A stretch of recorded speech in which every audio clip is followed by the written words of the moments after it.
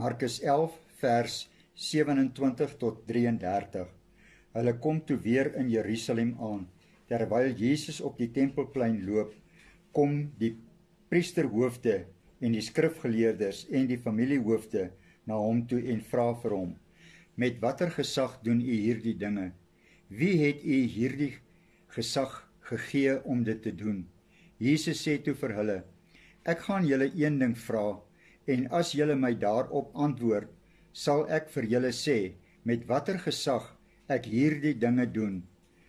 Die doop van Johannes, was dit van God af, van mense afkomstig? Antwoord my.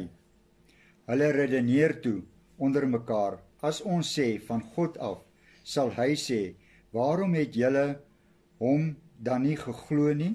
Maar moet ons sê van mense af? Hulle was bang vir die mense, wat almal was van mening dat Johannes werklik 'n profeet was. Daarom sê hulle toe vir Jesus: Ons weet nie. Jesus sê toe vir hulle: Dan sê ek ook nie vir julle met watter gesag ek hierdie dinge doen nie. Ons lees net tot sover.